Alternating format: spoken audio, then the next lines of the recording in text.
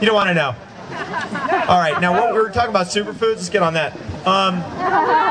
Was it maca? Where were calcium. Is lettuce going to be enough to get it out? Are superfoods going to be enough? This is where we get into the next piece after the superfoods, which is the most powerful herbs in the world. This is where we get into using the technology that we have today, right? Like technology like this. Every superhero must have one of these. You know what that is? It's a zapper. What is it able to do? Let's say I broke my finger, which I did, my left middle finger right there.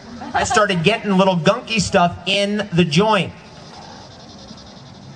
Your joints aren't vascularized. There's no blood flow into the joint. How many people know that? That's why viruses, all these kinds of things, rheumatoid arthritis, get into the joint because they can't be hit by your immune system. Well, these organisms have an intelligence, and when you have an injury, they ride on the thrombin, the blood clotting molecule, to the site of the injury and go, we're home. This is where we can hang out. We're not going to have any problems here. Look at all the inflammation, all the problems. They're putting out 10 fires over here. We can hang out in this corner over here. And eventually that injury becomes problematic, and it's not vascularized, and suddenly we start having problems with the joint. And what we figured out is that electricity can actually go right through that joint, even though blood can't. And that's what this little thing does. It sends an electrical current right through the joint or whatever. Let's say you have psoriasis. Boom, goes right on the psoriasis. Let's say you have a problem with chronic fatigue syndrome. You put it right here under your belly button, and it hits your entire aorta and all your blood going through your whole system, rejuvenates your whole blood because it fries on a frequency that those guys don't like, or makes a sound. And that's part of the program. So what we've done is we've kind of taken all that medical research and we've combined it with all the stuff that I'm into and that we know in this community and that we've been developing for years, along with this little advance on Hulda Clark's technology. And we're going to advance this one to the next level because what's in here is a 555 switch processor which flips it on and off. It makes the sound on and off 32,000 times a second. If we get that into the gigahertz range, which is what a cell phone is, which we have that technology right now to create this right now, goes right there in your belt buckle like this. It's like somebody asks you what it is at an airport, just tell them it's my pager. Just like that, sits right there, it just touches your skin. We get a gigahertz processor in there, it flips that thing on and off 1 billion times per second, and then we're knocking out those guys fast, really fast. Now we have technology to go days. Now look at that whole approach. There's a little bit of electronics involved. There's a little bit of herbalism involved. And then what was discovered is all these things we know about raw food nutrition. Enzymes, the power of vitamin C botanicals like camu berry powder, the power of certain vitamins like vitamin B3 to flush and open our system to allow all the goodies in there. All these little tricks suddenly become useful strategically towards a specific goal, which is to drive all of that calcification out forever. Is that of interest to anybody? We don't care, huh? Okay, so superfoods. What? Nobody here wants any lunch. I mean, what if we didn't know there was calcium? What if there's calcium-forming particles in the lunch? We didn't know because we didn't get the last bit of the lecture. It's lunchtime. Anybody hungry? Who's hungry? No. Oh, nice. Who likes chocolate here? All right. We'll keep you close. I got a few other goodies up here. I generally favor the people who are right in the front and the people right down the center, because studies have shown that those are the people who are really committed to the information. Fascinating. And so I usually reward them. Calcium-forming particles, strategic. What's happening? I love you as well. I would love you even more if you were right here. Look at that. See, she's smart. Right? She's going to get the next gift. You just won this book right here. See that? Sorry. That is for you. Awesome. Thank you. All right.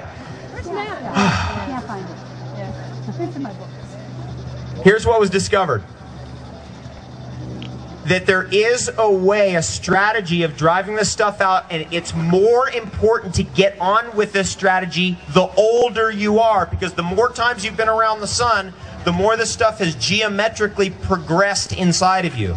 It doesn't just affect one organism, it's affecting your whole biology. It's just usually where there's been an injury, this stuff has advanced a little bit further and is causing more problems. The first step to getting this stuff out is to dissolve the shells off of those calcium oyster-forming coral-like barnacles. Ow! That's what we're going to do. There's 4 things that have been found to be effective to do this.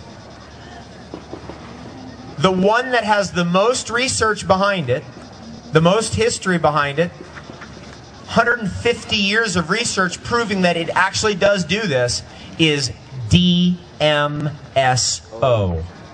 Dimethyl sulfoxide. Wow. DMSO. DMSO was discovered, or actually, let me rephrase that. DMSO was rediscovered by a Ukrainian scientist in the 1860s.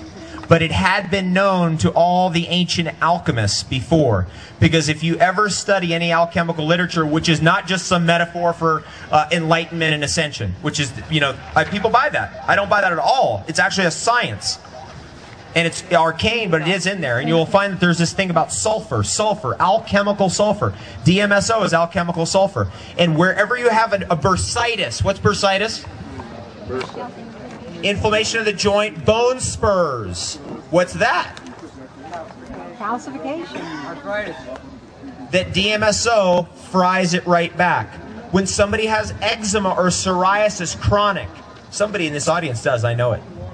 And you'll hear something here that will help you tremendously. You get the sulfur, the DMSO, on top of there, and what happens is you start getting softer skin, and the calcium-forming component that holds or roots the virus or the fungus to the skin starts going away, and pretty soon the eczema or psoriasis starts going away. It softens the calcification up and allows the jelly blob that's on the inside. It's like a snail. You ever seen a snail? It has a shell on it. We got to get that shell off, and then maybe we can fry that little slug out of there. How many people want slugs in their intestines? Is anybody here who has slugs in their intestines? Of course not. That's them over there. DMSO has an enormous history in this regard. When DMSO was first oxidized about 40, 50 years ago to create methyl sulfonylmethane, otherwise known as MSM, and you will still find that I'm still a fan of MSM after all these years, it was discovered that it had the same properties. That it breaks up calcification, making you younger. Who here wants to get younger? It takes a long time to become younger.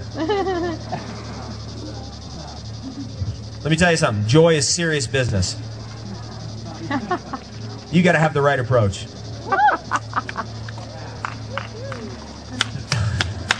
MSM is one of those things you got to kind of choke it down, and I've done it to the point where I was like, if I even look at this stuff again, I'm going to puke. And then I got into like the V caps, you know, and that would take me for a while, and now I go on and off with it because I've done it so much over the years. I've kind of decalcified myself to a pretty significant degree, and now I'm in a different boat. However, now we have 2 tools on this frying of the calcium off. DMSO, MSM are known to work and do that trick. Here's another one. EDTA, ethylene diamine tetraacetic acid. What's that? Chelation. Chelation therapy. Oral chelation has been found to be ineffective. It either has to be IV or it has to be rectal. Suppository. How many people here use suppositories? Man, you guys are brave. Some people raising their hand. Only at a food lecture you get something like that. How many people have no idea what a suppository is? How many people don't want to know?